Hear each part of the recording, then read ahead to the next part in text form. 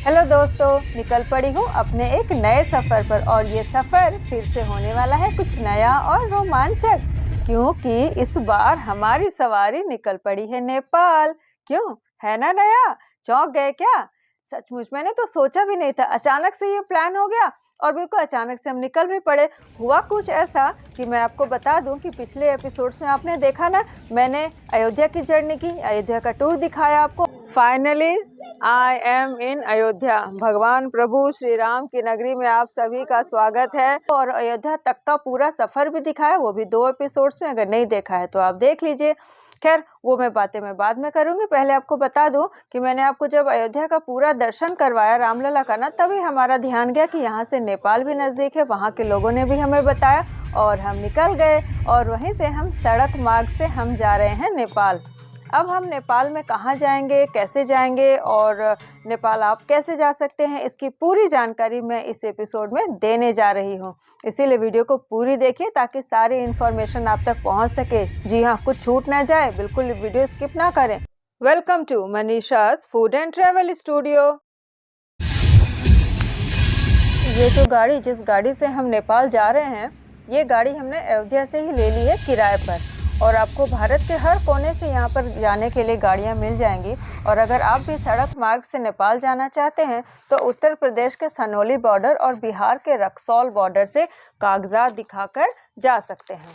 अब वहाँ पर जाकर आपको कौन कौन से कागजात लगेंगे ये मैं आपको थोड़ी देर में पूरी डिटेल में बताती हूँ। चलिए अब बात करते हैं कि अगर आप रेल मार्ग द्वारा नेपाल जाना चाहते हैं, तो एग्जाम्पल मान लीजिए आप मुंबई से जाना चाहते हैं, तो सबसे जो निकट का रेलवे स्टेशन होगा वो गोरखपुर, और फिर वहाँ से आपको सड़क मार्ग द्वारा ही नेपाल जा सकते हैं, यानी जाना होगा आपको। तो और अब अगर बात करें हवाई मार्ग की, हवाई मार्ग से भी जो यात्री हैं वो नेपाल जा सकते हैं। तो उसके लिए आप सीधे भारत के किसी भी बड़े एयरपोर्ट से आप सीधा काठमांडू तक या पोखरा तक की फ़्लाइट ले सकते हैं और फिर वहाँ से आपको नेपाल में जहाँ जाना हो वहाँ आप सड़क मार्ग द्वारा जा सकते हैं। तो चलिए अब मैं आपको मेरी यात्रा दिखाती हूँ कि हम अयोध्या से निकले और दिन में 2 बजे और हमें गोरखपुर के रास्ते होते हुए सुनौली बॉर्डर पहुँचना है। तो इसमें 5 से 6 घंटे लगेंगे, लेकिन बीच में हमें कुछ भूख लगाई थी तो हम वहाँ पे रुक गए और वहाँ पर एक बहुत ही अच्छा सा ढाबा, जैसा कि अमूमन हर एक रोड साइड में ढाबा होता है, तो वो हमें दिख गया, वो था हरिओम ढाबा। यहाँ पर हमने जो खाना खाया ना, ओए होए, चलिए आपको दिखाती हूँ मैं। और खाना तो वही था जो मैं अक्सर आपको दिखाई चुकी हूँ, जो हम ज़्यादातर खाते हैं, नान, पनीर। ओ बस आप देखो, और ये नान तो इतने स्वादिष्ट और इतनी सॉफ्ट थी ना, क्या बताऊँ मैं। और ये पनीर तो मैंने ये पता पनीर लवाबदार, मैंने लवाबदार कहो या बटर पनीर मसाला या कढ़ाई पनीर, मुझे तो सारे ही पसंद। आप रंगत देखो बस, हाय जानदार, मतलब मज़ा आ गया। और एक्चुअली दिन से कुछ ज़्यादा कुछ खाए नहीं थे ना, तो शाम को उफ़ो ज़बरदस्त। और ये दाल देखिए, दाल फ्राई, और उसके बाद ये है बेबी कॉर्न चिली। ये सबकी फरमाइश थी कि आज ये खाया जाए। कलर देखो कितना वाइब्रेंट है ना, ज़बरदस्त। और एम्बियंस भी बहुत अच्छा था और सारे जो स्टाफ थे वो भी बहुत बहुत अच्छे थे। तो ये हमने छक कर यहाँ पर खाया, मतलब क्या कहूँ मैं होटल के बारे में। यानी वो जो ढाबा था ना, बहुत सारे लोग, मतलब रोड पर है तो लोग आना जाना करते हैं और यहीं पे रुकते हैं और खाते हैं। ज़बरदस्त वाली फीलिंग आई। और ये देखिए यहाँ पर जो छतों पर आप टोकरियाँ देख रहे हैं ना, ये टोकरे नहीं है, लाइट। तो यहाँ पर भी हमारा जो मन था वो बरबस उधर चला गया, हम देखने लगे क्योंकि ये डेकोर है यहाँ का। और उस तरफ देखिए ये लटाइयाँ, यानी जो पतंग उड़ाने की लटाई होती है ना वो, तो ये भी हमें बहुत ही अच्छा लगा। और साथ में ये देखिए इस तरफ छाते, तो मैं इग्नोर कर ही नहीं सकी, चाह कर भी मैंने कहा चलो ये तो आपको दिखाना ही। और साथ में हमारा जो आज का लंच कहें या मतलब जो भी आप कह लीजिए, शाम को 4 बजे, तो उसको हमने फिनिश किया ठंड होने के बावजूद भी छाछ से। तो चलिए हो गया हमारा खाना पीना और यहाँ से निकलते निकलते हमें बज गए हैं 5। जी हाँ, तो अभी हमारे ड्राइवर जी कह रहे हैं कि फटाफट से निकला जाए क्योंकि अभी भी हमें बहुत दूर जाना है। और यहाँ से हमारी सवारी बिल्कुल फिर से निकल पड़ी, आसपास के नज़ारों को निहारते हुए बिल्कुल। और जब भी कभी हम रोड ट्रिप पर जाते हैं ना, तो ये है मेरा फेवरेट काम। जी हाँ, सही समझे हो, सोना। अगर एक झपकी ले लो ना तो पता नहीं क्यों सफ़र भी बहुत आसानी से कट जाता है। और मेरी झपकी भी पूरी हो गई और झपकी जब तक पूरी हुई तब तक हो गए थे 6:30, यानी शाम के 6:30, और हम पहुंच गए हैं सनौली। जी हाँ, सनौली उत्तर प्रदेश में नेपाल से सटा हुआ बॉर्डर है। और मैं तब तक आपको यहाँ के बाज़ार हाट ये सब दिखा देती हूँ। शाम की गहमा गहमी है, बस अब हम पहुँचने ही वाले हैं। बस थोड़ी सी ट्रैफिक ज़्यादा है, थोड़ी सी भीड़ भाड़ बहुत ज़्यादा है। तो लगभग 7:30 बजे ठीक हम हाजिर हो गए हैं भारत नेपाल सीमा यानी कि बॉर्डर पर। और ये बॉर्डर है सनौली बॉर्डर। और यहाँ पर हमें पेपर बनवाने होंगे और नया सिम लेना होगा। और इस पूरी प्रोसेस को करते करते लगभग 1 से 1.5 घंटे का समय लगेगा, जैसा कि हमें बताया गया है। तो ये लीजिए, ये सारे प्रोसेस करेंगे ये लोग। तो गाड़ी लग गई है पार्किंग में। अब जहाँ पर पेपर वगैरह बनाए जाते हैं, बिल्कुल उस कमरे में तो मैं आपको नहीं दिखा सकती, वो सारी चीज़ें तो कैमराज अलाउ नहीं होते हैं।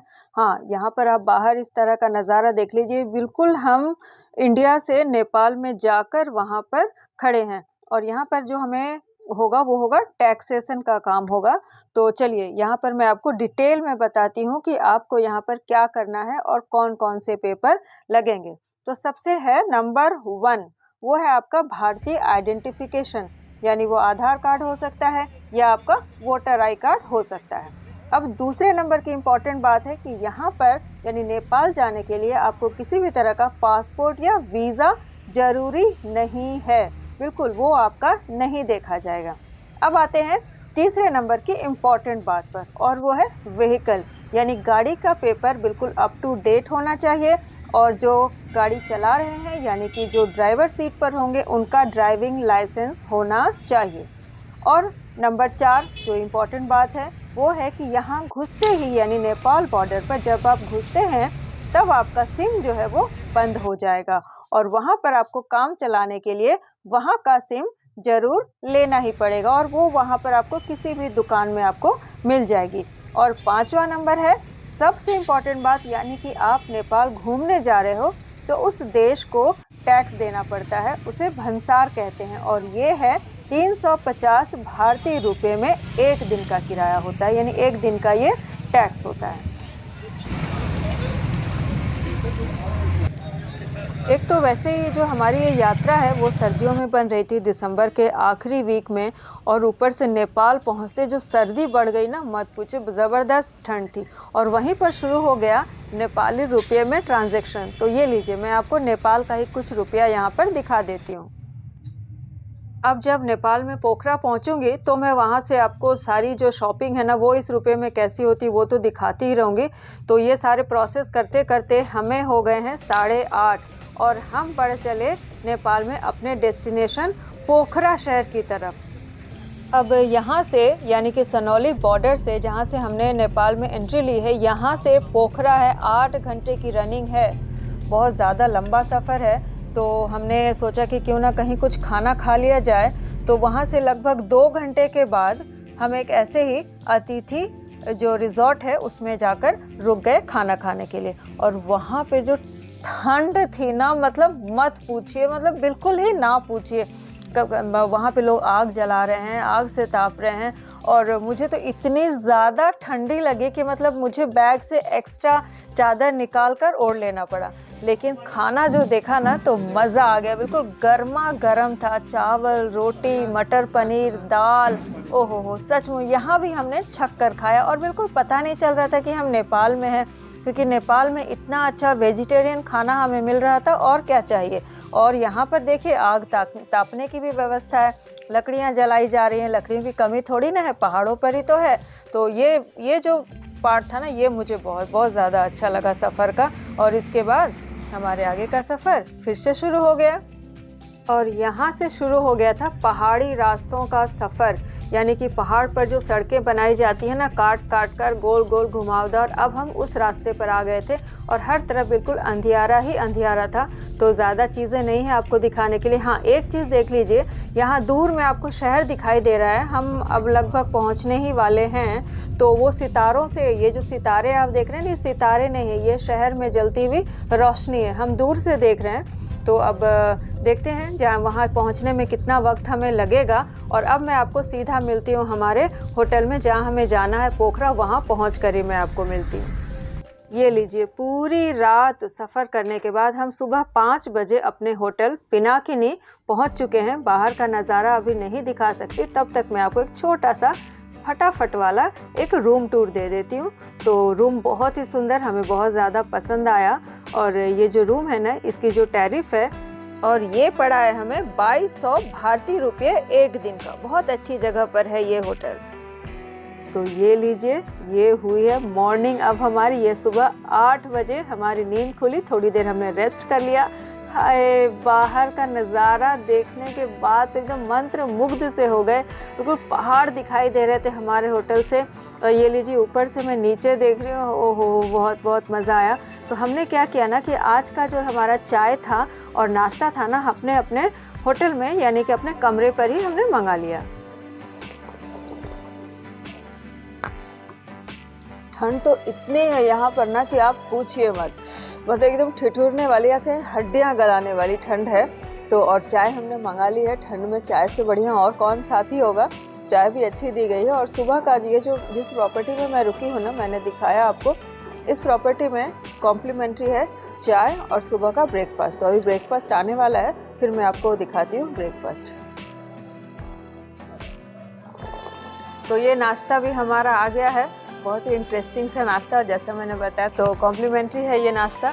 तो एक्चुअली क्या हुआ ना, मैंने सोचा रूम में बैठकर खाऊंगी, लेकिन रूम में क्या होता है ना कि हम सब जब जो सामान है हमारा, जो लगेज होता है ना, अनपैक करते हैं तो रूम हो जाता है मैस। और बाहर एक अच्छी सी व्यवस्था की गई बैठने की, तो सोचा कि मैं बाहर ही बैठ के एंजॉय कर लूँ। तो ये देखिए नाश्ते में क्या क्या है। ये ब्रेड है, इसे टोस्ट किया हुआ है, और ये जैम दी गई है लगाने के लिए, और ये है ऑमलेट, और ये है stuffed potato with onion and capsicum, और ये कुछ एप्पल दिए गए हैं, और साथ में बनाना भी है। तो चलिए अब नाश्ता शुरू करती हूँ। सबसे पहले ये जैम के साथ। आज मुझे बचपन याद आ रहा है अपना। अरसे बाद ये ब्रेड के साथ मैं जैम खा रही हूँ।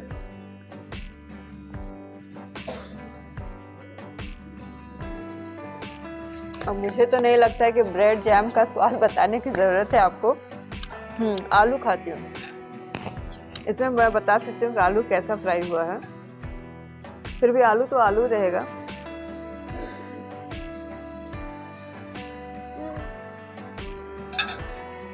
आलू को थोड़ा सा तेल और नमक और काली मिर्च, हल्दी वल्दी कुछ भी नहीं है, उसके साथ बस फ्राई किया गया है।